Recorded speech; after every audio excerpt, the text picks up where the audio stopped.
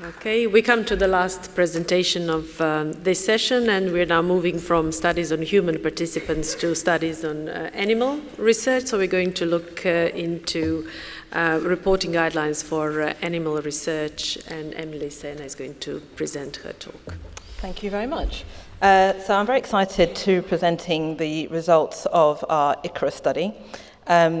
The title of the talk is Impact of an Intervention to Improve Compliance with the ARRIVE Guidelines. It's a very tenuous abbreviation, I think, there. So for those of you not familiar with the ARRIVE Guidelines, they were developed by the NC3Rs to try, as an intervention, to try and improve the quality of reporting of animal research. They conducted a survey that they published, I think, in 2009, where they had randomly selected in vivo research publicly funded by US and UK agencies, and essentially found that few studies reported measures that you could, as a peer reviewer or a reader of that research, really understand what it is they had done in their experiment.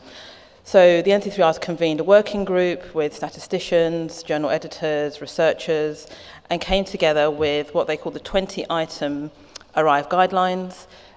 You can submit the ARRIVE guidelines with a checklist where you detail where, as checklists work, where in your manuscript you have entered information in your manuscript. They published the ARRIVE guidelines in 2010. They have now been endorsed by over 1,000 different journals that publish in vivo research. They've been endorsed by all the major UK funders, by universities, learned societies, and organisations. However, endorsing does not equate to enforcing, as described by David Baker and his colleagues in 2014. 2 years after ARRIVE, so in 2012, they had looked at, I think it was both PLOS and Nature, who had both endorsed the ARRIVE guidelines, and looked at whether some of the items that are in ARRIVE, things like ethics, allocation, blinding, detailing what species you'd use, the sex, whether they were more likely to be reported or were more reported now 2 years after ARRIVE compared to before, and found there was no difference. So as I think David Moe mentioned earlier, I think it's important to evaluate whether or not interventions that you implement actually work. So we sought to conduct a randomized controlled trial to test the effect of mandating authors who submit a completed ARRIVE checklist. So our objective of our study was to see whether this mandated checklist improved compliance with the ARRIVE guidelines. This is our PICO statement. We had publications that described in vivo research that was submitted to PLOS 1. The intervention was the mandation of a checklist. The control group was just normal editorial handling. And then our outcome was the proportion of studies that were fully compliant with the ARRIVE guidelines. We uploaded our protocol onto the Open Science Framework and our data analysis plan before data lock. We were funded by 4 major UK universities to undertake this trial. They had no participation in the study design. So people who were submitting their manuscripts to PLOS 1 were unaware that we were conducting this trial. So we thought we should have some ethical consideration whether it was appropriate, even though PLOS 1, in their instructions for authors, do state that by submitting your manuscript to the journal, you agree to participate in research. And although the participants of our study were manuscripts, not patients, the BMJ Ethics Committee informally looked at our protocol and had no objections for us running the trial. So in vivo research was submitted to, when it was submitted to PLOS 1, the editorial office randomized the studies via our web-based system to either submit an ARRIVE checklist or just to go through normal handling. The academic editors were unaware that this trial was going on. The peer reviewers were unaware this trial was going on. So at this point, they went through the normal system of peer review, and when decisions were made, the manuscripts that were accepted for publications were then redacted for information that would allow the outcome assessors to know that they had been, which allocation they had in terms of group, and were uploaded into our web-based system. So I said that the Arrive guidelines had 20 items. It actually has some sub-items, so you've got like 9A, B, and C, so there's actually 38 sub-items in Arrive. But when you operationalize it to ask the questions, when they talk about describe the animals, what was the sex, what was the species, the strain, for example, you have 101 different questions that you have to ask.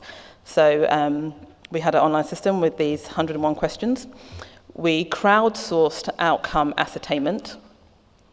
We trained our outcome assessors, so we had developed 10 manuscripts that had gold standard answers that we in-house had developed. The people who wanted to participate in the trial as outcome assessors had to get at least 80% pass mark in 3 manuscripts in a row, and then they could contribute. We assessed each manuscript in duplicate, and then the answers were reconciled by a third senior reviewer.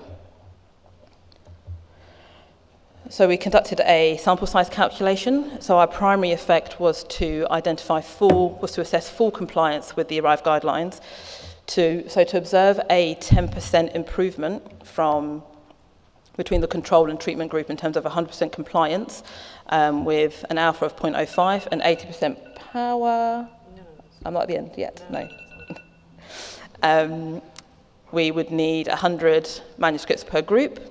We were also interested in whether there was an uplift within specific sub-items, the 38 sub-items in Arrive. So to account for multiplicity, we had an alpha of 0.0013, and we would need 200 manuscripts per group. So accounting for rejections and dropouts, we randomized into our study just over 1,600 manuscripts. This took about 6 weeks at +1. Just around 1,300 were sent out for peer review, and then 662 manuscripts were accepted for publication. So our analysis is on that 662. Just to assess whether or not the intervention was actually applied, we checked how many manuscripts had an Arrive checklist, and we had 301 in the intervention group and 13 in the control group. So some of the authors had submitted an Arrive checklist even though they weren't asked to. For the 38 different items on the Arrive checklist, we looked at the agreement between our reviewers, between our dual assessors. There were only 8 questions out of the 101 in which we had less than 75% agreement between reviewers. Our median agreement was 83%. The lowest agreement was 50%, so no different to chance. And this was around the unit of analyses. Is the unit of analysis for at least one test explicitly specified? The difference in the width of the bars on the graph is for the number of questions that we had to ask to be able to answer that sub-item. So some of them just had 1, and the most was 23. So our primary outcome, in our control group, there were no manuscripts that had 100% compliance with the Arrive guidelines. The median compliance was 37%. In the intervention, we had no manuscripts that had 100% compliance with Arrive, and the median compliance, or the median number of Arrive items that were met in the intervention was 40%. So there's no difference between the intervention and control group. As I said, we also were interested in sub-items. There were 2 of the sub-items that showed improved reporting. This was around housing and husbandry. For housing, we went from 0.3% of the studies reporting this in the control group to just under 3%. And for husbandry, 52% to 74%. And none of the other items showed a difference in reporting. So simply requesting authors to complete an Arrive checklist doesn't lead to improved reporting against our operationalized checklist. Questions with low inter-observer agreement suggest limited comprehension of what is being asked amongst the reviewers, but I think also for the authors themselves. Improved reporting, I think, may require intervention prior to manuscript submission, and we've heard conversation about this already in this session. improvement strategies which focus first on priority aspects of reporting, so rather than on all 38 sub-items, may have greater success. So lots of people have been involved in conducting this trial. I've highlighted 2 people, Caitlin Hare and Caddy Irvine. They did a lot of the hard work, recruiting outcome assessors and day-to-day management of the trial. Jing Liao, who's the picture, she developed our online system, which works very well. It's been a pleasure collaborating with PLOS ONE, and thank you to our funders. And thank you for your time. Thank you.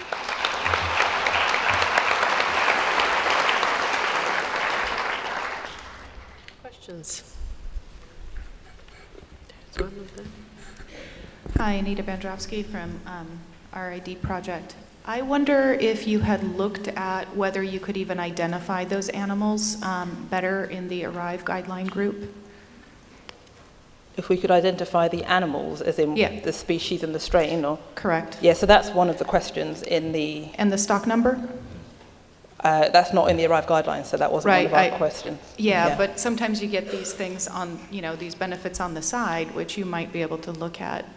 And if you didn't look at that, would you be willing to collaborate with us to actually take a look at that question? Yeah, we could talk later. Thank you. Okay, question over there. Hi, Damien Pattinson from Research Square. I have a competing interest here, which is that I was editor of PLOS ONE when this was set up, so it's fantastic to see the outcome. It was a huge amount of work, and it's brilliant that it was so well performed, and so congratulations for a brilliantly conducted study. I guess I'm disappointed. We were sort of hoping for more of an effect than that. I guess the question is, what should journals do? What more should they do? Should they be spending more time on the actual assessment of the adherence to guidelines, or is it enough to do? Are there alternatives that they could be doing to improve adherence? So I don't think this trial necessarily reflected the real life situation, because everyone was blinded to the fact that this was happening. So there was no additional encouragement or enforcement. The academic editors weren't aware that this was happening, so they didn't say, oh, this isn't quite right. Peer reviewers didn't know. It's difficult, because this doesn't really answer, it's difficult to answer that question from the evidence that we have here, apart from the fact that just telling authors to do it isn't enough. I guess that's the point. Yeah. I mean, you could go back, you could send it back to them. The editor could do an assessment against the checklist and say, this is missing, and actually do a step. For sure. And I think the comment that was made earlier about things like machine learning, when we were doing the trial, we actually did extract, where they did report these items, we extracted the data where they said, this was, this is how we allocated our animals to different groups, or, this is how we ascertained the outcome. So we're starting to build up a bit of data that will allow us to develop machine learning to do, and text mining to do that kind of thing, which I think would reduce the burden. So if you have a machine that says, these are the gaps compared to what you've said you've done in the ARRIVE checklist to what we can see in your manuscript, might help, rather than people having to, because it does take time. It's a lot of information to read.